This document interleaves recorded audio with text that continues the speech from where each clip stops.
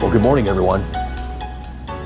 Boy, it's been a long week. It's been about a week since I've turned this camera on. It is great to see you. Thanks for taking the time to check in. It is our Sunday Coffee with Conti show, and today we are going to finally talk about ZR1. Now that it's revealed, what happens next? We're also going to talk about the 2026 interior. I've got this kind of just a little homemade sketch and what we're being told the interior is going to look like for next year's Corvette.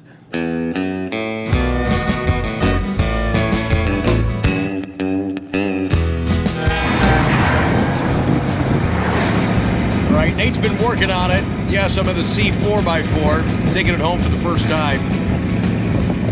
No, I can't park it in the driveway. It's going to be parked in the street. I might be sleeping in this thing tonight. My wife is so ticked off at me. She just doesn't understand what a maniac I really am. You guys do, so if you get an extra room, let me know. This is crazy, you're up so high, oh my gosh.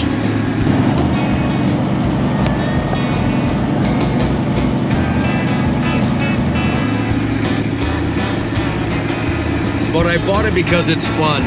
It gets lots of attention, and we're gonna have some fun with it.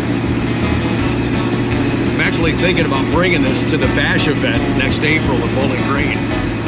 Oh yeah!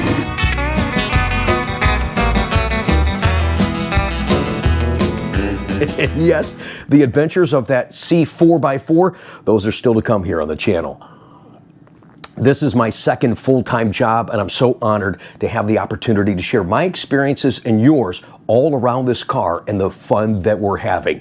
The goal is, if I can go through hours and hours of footage, I've got an amazing experience to share with you that I had a unique opportunity to drive the Z06 for 2 days at the Ron Fellows Performance Driving School. I had a blast, and I did learn a lot. I can't wait to share that with you guys.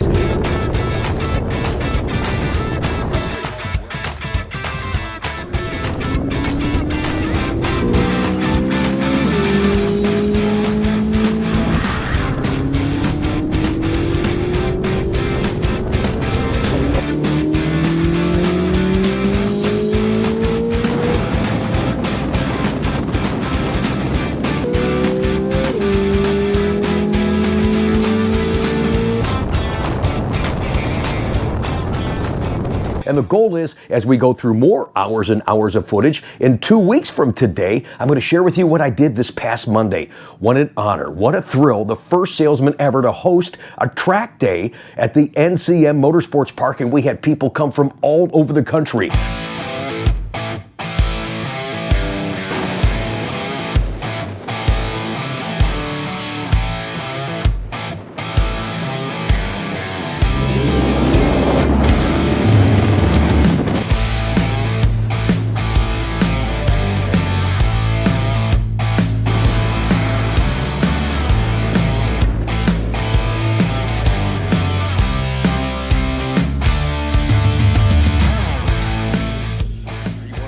That rode earlier with one of the guys. Well, how was that? Was that awesome? Great experience? Had a great time. I'm glad you did that. Yeah, I would do it again. Good. You didn't want to ride with your husband, though. No. And it's an experience. It's, you know, no matter what anything costs, it's the experience that you get from it that you remember. It's not what it costs. Long after the money's been forgotten, it's the experience, and you gave them the experience today. And thanks, man. We had guys that did tracking but never did autocrossing, and we had a lot of folks that never been on the track, and that's what that was all about. And as far as the competition between you and I in the autocross, well, there's a reason I came home with 2 trophies. What? Oh, what? You thought I was kidding? I was going for it just like you guys were.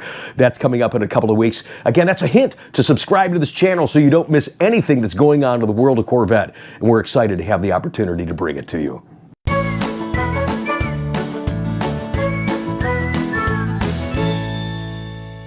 So let's talk real quick and catch you up on things going on with ZR1. This is an absolutely remarkable car. It is an unthinkable car, and it's coming sooner than you guys think.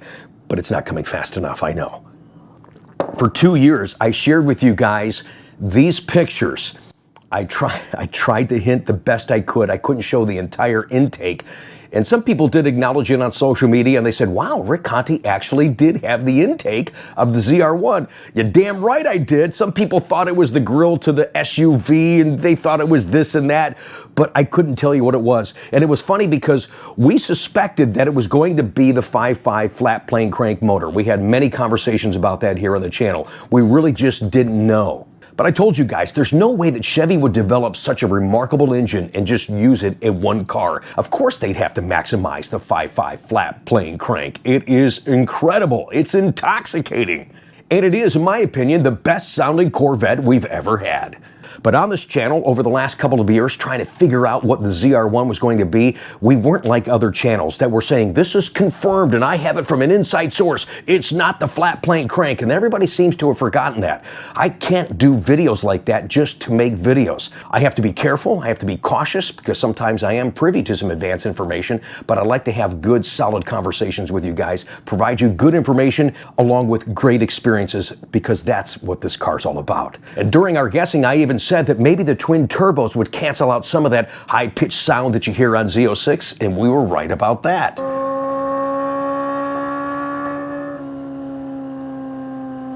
You hear that high-pitched, that sound, that intoxicating sound that Z06 generates.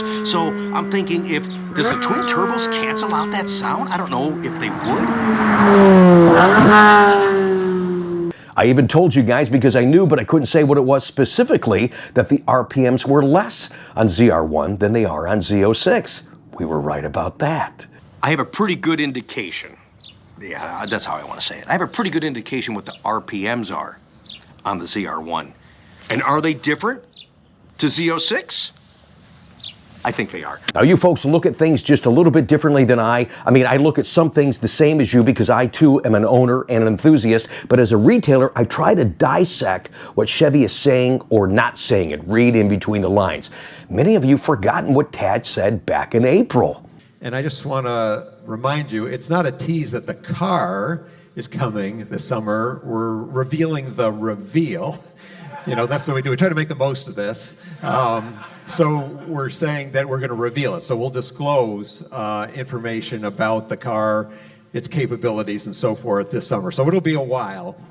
Yes, it's the reveal of the reveal. So we are in the piecemeal process of getting information on the car. I can't count how many times people text, call, and email and complain, why is there no pricing structure? Why don't we have ordering information? And guys, I'm just as frustrated, but guess what? We can't make it move any faster. They haven't made a production car, or what they would call a CTF car, a captured test fleet car. They're still in the finishing stages. They're still EX experimental VINs, but they're really close to getting this thing going. I told you all along on this channel that the official launch would be January of 25. This is yet still a 2025 model. We suspected for a long time that it would be a 26 because of the interior changes that we suspect are coming. We'll talk about that in just a moment. But we didn't know that Tajs was going to announce his retirement, and it made perfect sense for that to be his swan song. That's a wrap for me. It's been great. And Tajs, I've said it once, I've said it 1,000 times, and sir, I can't thank you enough for your vision, your determination, and your passion, and your talent. Seriously, thank you, Tajs.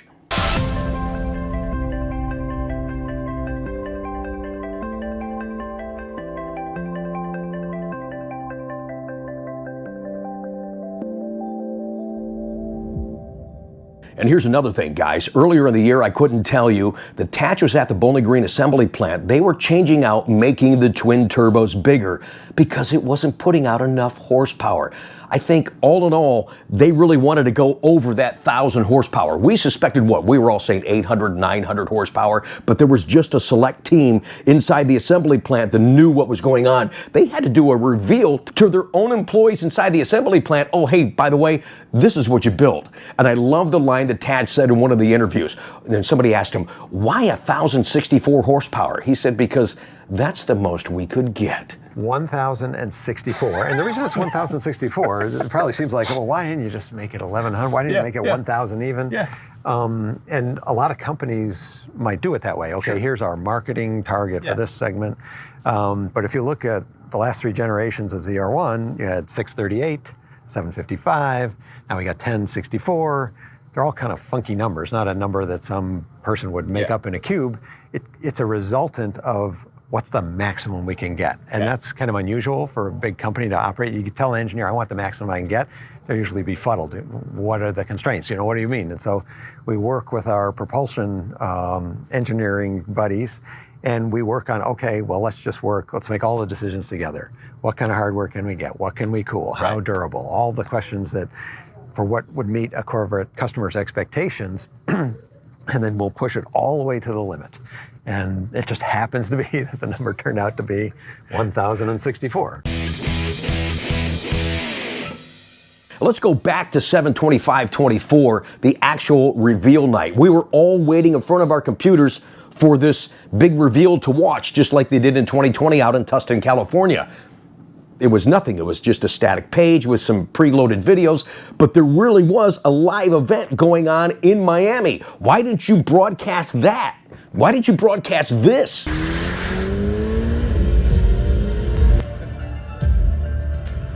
right, there you have it.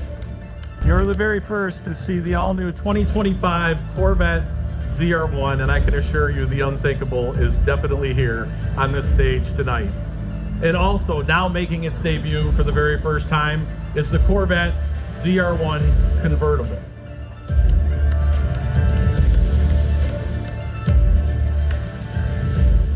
"828 foot-pounds of torque. That's a lot. That's at 6,000 RPM, but more importantly, it delivers over 800 foot-pounds of torque from 3,000 to almost 7,000. This thing pulls like crazy through the red band.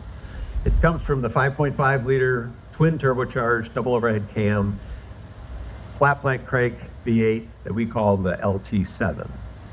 So other numbers, we're not done with our work, but we can give you other numbers we're confident of.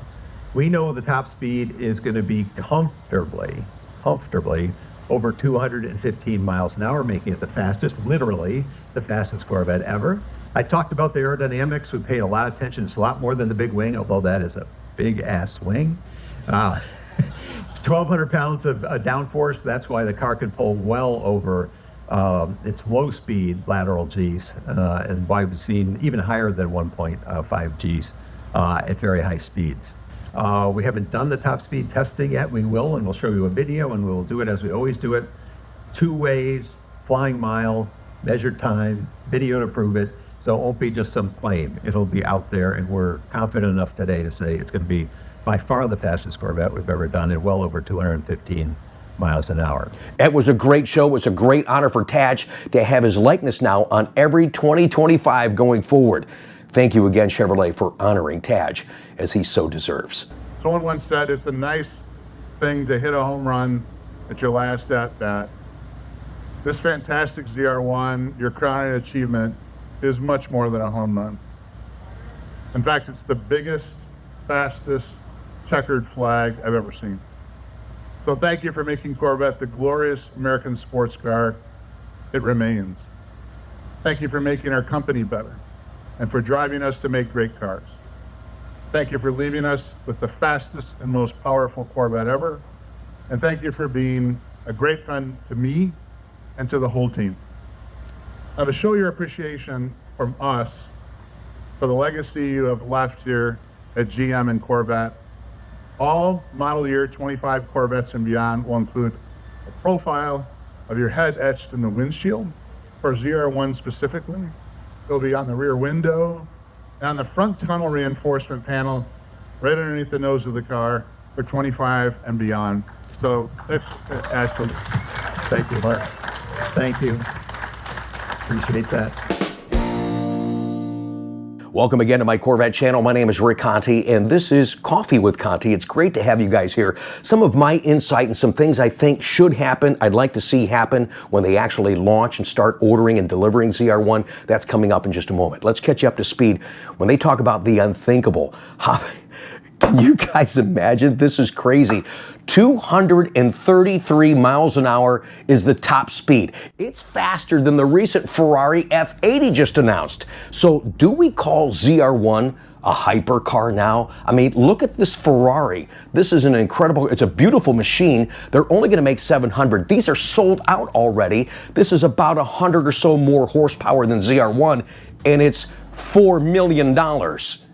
Now, we don't know the pricing yet of ZR1. We'll talk about that here in just a second. But really, the value story, the accomplishments from our team at Chevrolet and Team Corvette, they're incredible. And they have everybody just freaking out. Corvette owners and non-Corvette owners. You gotta tip your head and say, wow, that's a hell of a job, guys.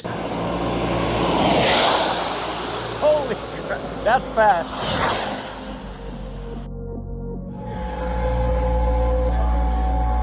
Here at Heppenburg in Germany at the test facility. We brought the new Corvette ZR1 and we were here to test the top speed of the car. It almost feels like home away from home for where we do this. We've had such success here.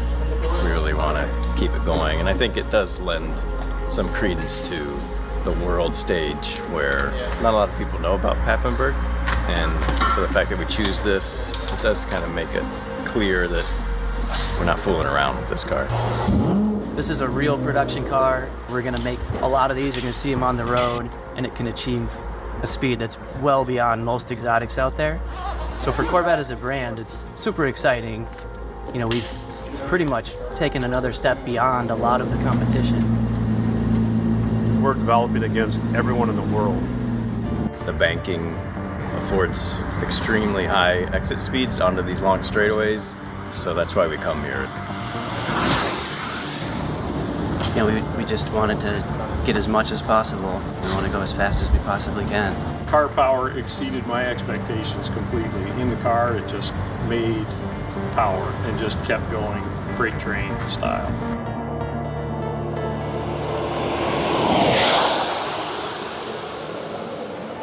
Holy crap, that's fast. I tell you, I've never obviously gone that fast, but you can't do it without confidence. And the confidence comes from all the people that are here that prepared the car, but also the engineers that engineer it.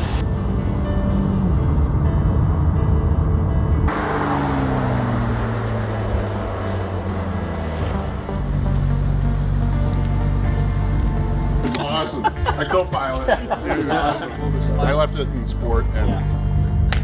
So the LT7 basically is unhinged. It delivers this power in an obscene way, and how well it puts the speed down and how comfortable the car is to drive. If we squeeze out a little bit more speed, what a prideful moment for Corvette. Last generation ZR1 was incredible. I really thought that was a pinnacle. We're not going to get any faster or better than that. It's immediately obvious as soon as you hit the straightaway.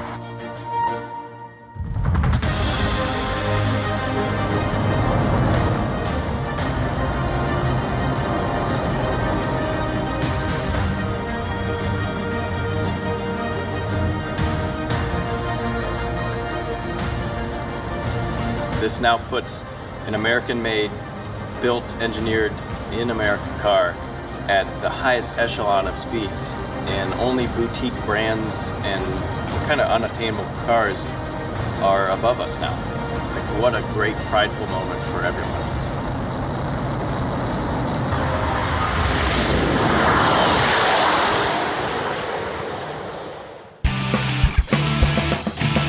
But real quick, let's talk about two potential problems on the ZR1. One, in fact, that Chevrolet is testing that they might move the camera that's on top of the car. Why? Because if you get the ZTK package, that's a big-ass wing. You already can't see out the sides of the car. You got to utilize those mirrors, but that wing could potentially block your view. You could block almost all of your view out that camera, so you can't see anything. So they're testing moving that right now. Here's the other potential problem. And we told you guys this a long time ago, that we're losing the front trunk in ZR1. Yes, they've got to utilize the aerodynamics, and they've got to move that heat up and around the car. But if you've got a coupe or you've got a convertible and your top is down, don't you think a little bit of that heat's going to go over top of the windshield and through the sides of the car? You might just be feeling a little bit different driving experience, but at this level, I think you're just going to have to deal with it. But I think that's a real potential problem, some additional heat getting inside the car with the top off or down because of what ZR1 generates. We're the first ones to ever talk about that. Remember that. Toot toot, whatever that means. I just want you guys to have a good experience, good information. I care about this car too, guys, and I think you know that.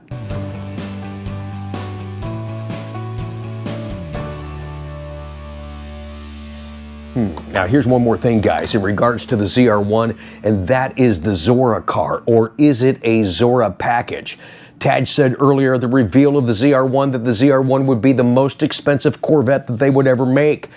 Then you're thinking, well, if the Zora is going to bear the hybrid front end like the E-Ray, well, of course that's more money. But if it's not a separate model and it's within a submodel of ZR1 and it becomes a Zora package, then that statement makes sense. Zora's always been about performance, so why not bear his name on a performance package, the ultimate performance package that would be the swan song for the C8 generation. And I'm not sure where I got this picture, but this very well could be from the Zora car. Look at how the exhaust ports in the center are larger than what they are in the Z06 and the ZR1 right now. So who knows what that is, but there's certainly stuff to talk about in the future of Corvette. Zora, I think, is still a couple of years away, but I think that car, the Zora car, yes, bearing his name is great. The performance package is going to be outstanding, but somehow, just somehow, don't you guys agree, the outside of that car aesthetically has to bear a different resemblance, so you know that, okay, that's a ZR1 and that's a Zora car. There's got to be a separation there, so kind of curious what they do with that.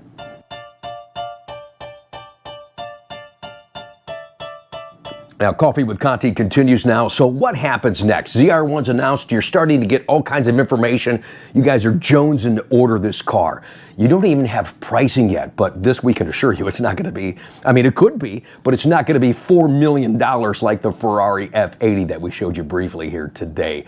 This is going to be an incredible value story, and yeah, another bragging right for Team Corvette.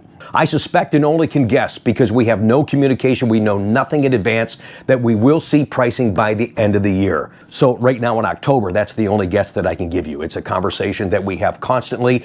Some guys get really frustrated. I think this, and how come this? And they start yelling at me. I said, hey, time out.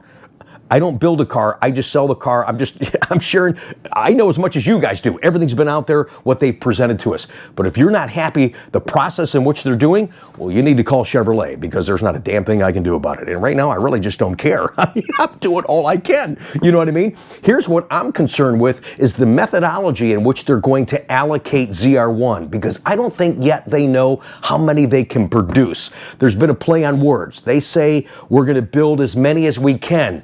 People conceive that as, oh, they're going to build all we want. Wrong. Two different meanings there, guys.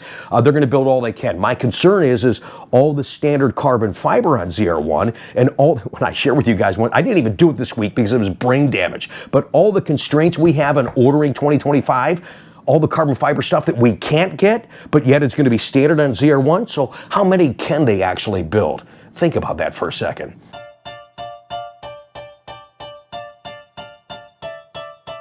In regards to 2025, though, it's going to be very limited. It's going to be very demanding. Here's the good news. Here's the silver lining.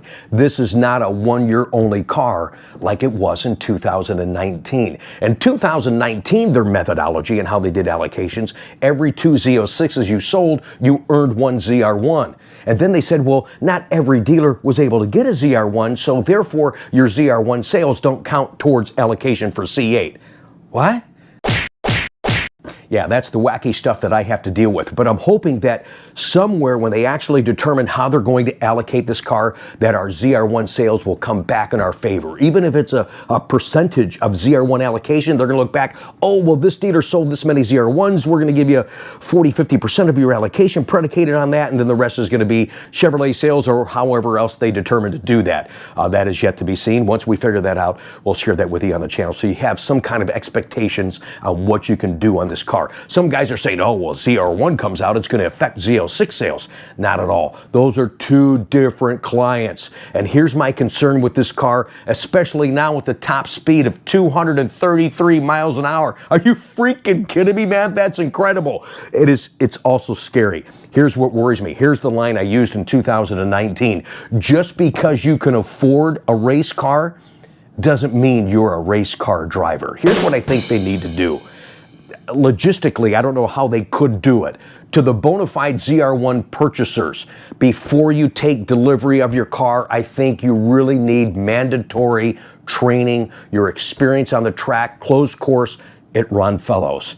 I don't know if they'll get cars in time to do that, but if you could do that, I think in the big picture, I think you'll respect the car more, you'll be safer, you'll have a better understanding of the car, and you're not going to try and do stupid things in the car. And if you do, at least you have a little bit better understanding on how to handle the darn thing, you know what I mean? I've talked to a lot of guys that have done the Z06 course, the one I teased you that we're going to share next weekend on the channel. Even though guys have had Z06, they've been driving it, once they do that course, they're like, wow, I have a better understanding, appreciation, and better confidence in that car now. So taking that course because of what ZR1 is in advance is my suggestion to Chevrolet. I know you guys are watching.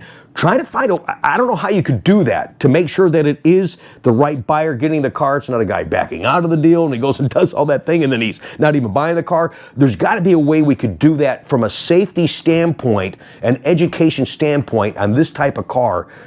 I think that's a good food for thought. So let me know what you guys think in the comments down below.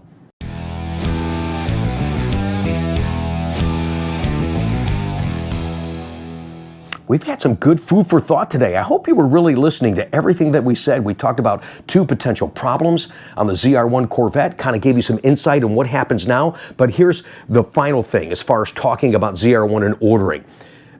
I know you guys are telling me, well, this dealer said this and this. It's easy to promise stuff, but you don't know if you're going to get it. We're being cautious because we don't know what the availability is, and that is going to determine the marketplace. We've not committed a car or an order position to anyone. We have a ZR1 request list. All of the guys do. No one has done anything. And I know some guys are, I'm doing this and I'm doing, whatever, man. We've committed nothing to nobody. So please understand, we're waiting for that solid information, that real information, just like you are. And once we figure out what we can do, what we can't do, then we can start having conversations. But like I said earlier, the good news is if you're like, I don't have to be the first one, it's not going to be a one-year only car. Kind of hang tight and let's see how things develop. I know that they want to try and build more of these cars, so let's see how it all shakes out. All right, before you go today, thanks for watching today's Coffee with Conti. 2026 Corvette, we've said all along, we've had good intel, good rumors out there that they're going to change the interior. From what I'm hearing now, it's probably going to happen, but probably not a major change as far as what we're hearing. As far as the wall goes, I'm hearing it's probably coming down, but not as far as you think. But here's the thing, guys. If they move that wall, my question is, where do they move the HVAC controls? I said all along for years, if they change this interior and you drop that wall down or get rid of it entirely, where are you going to put the hard keys? I think you still need a tangible button to control your HVAC controls. Yes, it's nice to have it on the infotainment screen, but if you have everything up there and something goes awry and you can't control, you got to have a backup system. So you either could put it flat, which I think is a mistake if they put that all the way down. Maybe they just move it down a little bit, you put it there, or maybe you put it underneath here, underneath one of the vents, depending on what you do with that wall. That personally, I don't know why it's such a big deal, but a lot of folks have made it a big deal. The other thing I think we need, and I've talked about this for a long time too, I don't know if they can do it, if they're going to do it, but I'm just throwing it out there again. I think we need a grab handle. When I'm doing hot laps in the car at Ron Fellows and NCM Motorsports Park, I'm freaking out and I'm trying to find something to hang on to because they're scaring the crap out of me. We need a grab handle, so we'll see if that happens for 2026. Here's my idea from some of the rumors that we're getting. We've heard it's going to be one continuous screen like Cadillac. And actually, I'm hearing it's going to be more like it'll be the illusion of one screen, but it's really going to be 3 screens, like this little screen on the far side, a little bit different design in the center there, and then this kind of looks like the Traverse over on the right-hand side. That's about close information that I can get so far. Haven't seen anything yet, but that's what we're being told. So we're going to find that out probably in April at the Bash event at the National Corvette Museum. So stay tuned to this channel. If we find out anything more, we'll let you guys know.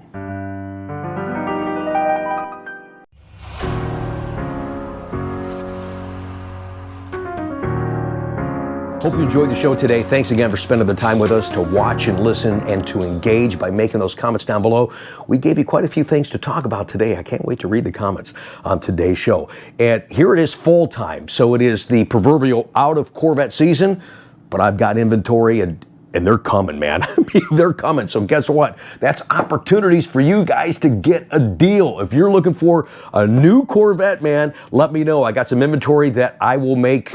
I'll make some pretty crazy deals because I have to, and you know that. So it's a win-win for both of us. I get to move some inventory. We got some great specs. We have a lot of stuff in our inventory that other dealers won't stock, with magnetic ride control, front lift, 3LTs, body color vents, that kind of stuff. So let me know. I'd be honored to have the opportunity to earn your business. Thanks again, guys. Support this channel. No commercials in the middle of the video. That's pretty cool because I want you guys to watch, listen, and I want you to engage. Did you guys see that? I'm Italian. I move around my hands. I just spill my coffee. Anyways, clean up on aisle 3. Subscribe and support the channel if you would. Hit that bell notification. I look forward to seeing you guys. We're hoping that we can, because we've been so busy behind the scenes, that we're going to see you guys on Tuesday night for Tech Tuesday with Chuck and myself. I can't believe I did that. I really did that. Let's just see it.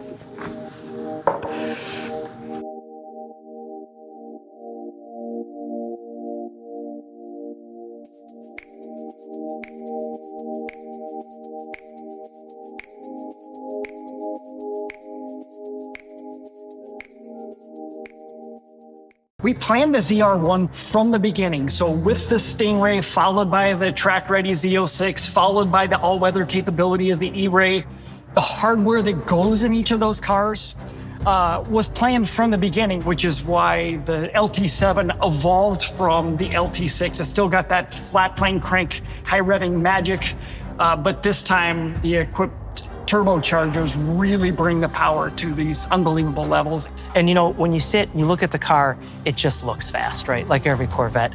How important is it to also keep the design cues that have made this generation of Corvette so special? Well, keeping the foundation lets us keep the fantastic mid-engine proportions. The cues on the ZR1 expand upon its performance. So everything you see on the outside of the ZR1 has some functional purpose, and many of them have more than one functional purpose. The intercooler heat exchanger in the hood, not only does it cool the charge air, but it also helps create front downforce. It's gonna be the fastest Corvette that we've ever done. Okay, all right, well, that's an important one here. Let's just take a step back. Fastest Corvette ever. Are you confirming 212 plus today? Significantly faster than 212 miles an hour. It's absolutely incredible.